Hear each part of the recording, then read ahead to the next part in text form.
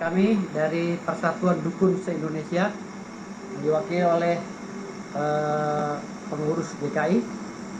Jadi di sini melaporkan akun media sosial Instagram yang bernama Marcel Radival 1 dan Marcel Radival. Jadi ada dua akun yang kita laporkan, akun Instagram dan akun Facebook. Marcel Radival dan Marcel Radival 1 dan Marcel Radival dengan dugaan pelanggaran Undang-Undang ITE pasal 28 ayat 2 junto pasal 45A dengan ancaman hukuman 2 tahun penjara. Oke, alasannya melaporkan itu apa? Mungkin kronologinya kenapa? Jadi beredar video di TikTok, YouTube, Instagram dan Facebook yang dilakukan yang dilakukan oleh Marcel Radival atau pesulap merah yang menghina profesi dukun. Jadi akhirnya mengundang reaksi para dukun, sehingga para dukun itu mengambil sikap dan melaporkan saudara pesulap merah ke Polres Metro Jakarta Selatan. Apa yang disinggung Marcel di akun itu? Marcel telah menyatakan dengan jelas dan gamblang bahwa dukun itu profesinya adalah sebagai penipu dan cabul, pelaku pencabulan. Maka di sini kami melaporkan dengan dugaan pelanggaran Undang-Undang ITE pasal 28 ayat 2 junto pasal 45. Jadi ya berarti ini Marcel ini mengatakan, ya bisa dibilang mengatakan. Dia bukan saja mengatakan secara lisan di YouTube, tetapi dia menulis menulis di akun Instagram dan Facebooknya. Tapi ini baru dugaan ya, karena ini kan yang kami laporkan akunnya, bukan orangnya, akunnya. Nanti pengembangannya dari pihak kepolisian yang akan melanjutkan itu. Oke. Ini kan bapak-bapak kan dari Persatuan Dukun se-Indonesia. Ini mungkin ada alasan-alasan tertentu mungkin melaporkan Marcel Radival karena akibat dari statement Marcel, saudara Marcel atau pelacur merah, pelacur apa? Pesulap merah ya, pelacur merah. Jadi pesulap merah akhirnya ini jadi berdampak negatif bagi profesi dukun, karena kita ketahui bahwa dukun sejak zaman dulu itu sudah dilegalkan oleh pemerintah.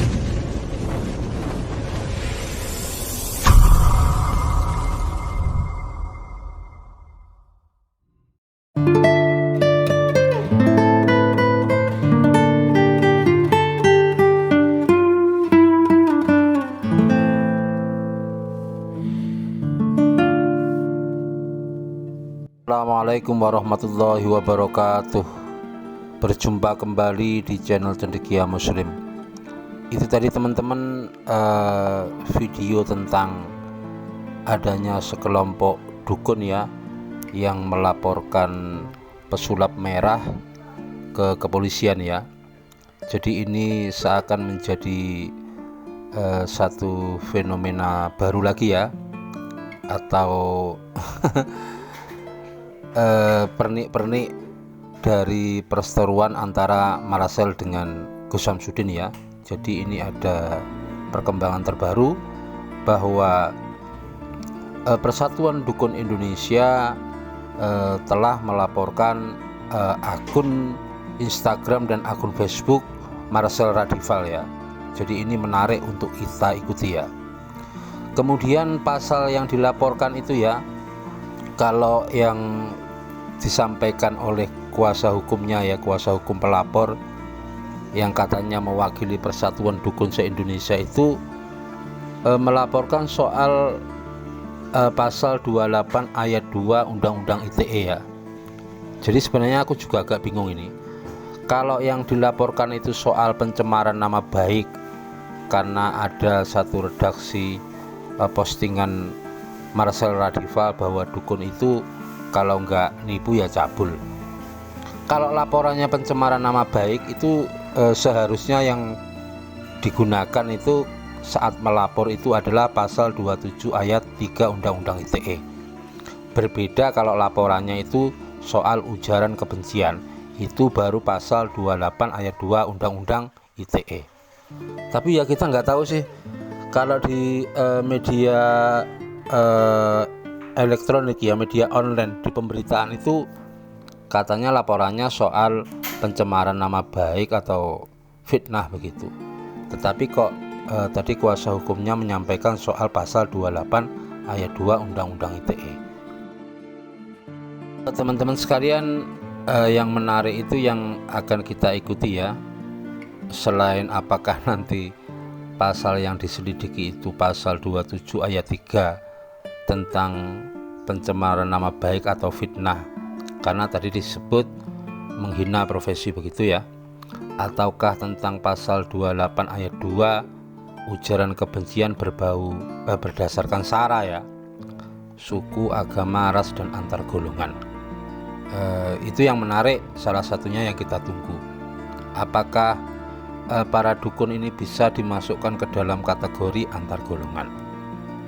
Dan apakah ini sebenarnya penghinaan profesi ini lebih pada fitnah atau pencemaran nama baik atau pada ujaran kebencian?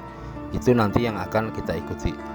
Cuman teman-teman sekalian, menariknya nanti yang akan kita ikuti ya, beberapa pertanyaan ya.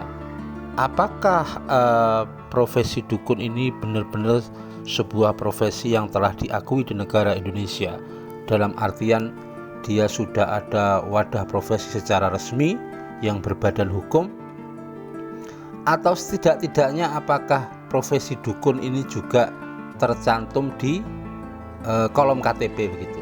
Jadi ini menarik untuk kita ikuti ya. Kalau pencemaran nama baik itu lebih pada personal, lebih pada orang, dan Marcel Radival dalam akunnya itu tidak pernah menyebutkan siapa orangnya begitu. Jadi itu yang menarik juga ya. Kemudian kalau dianggap antar golongan,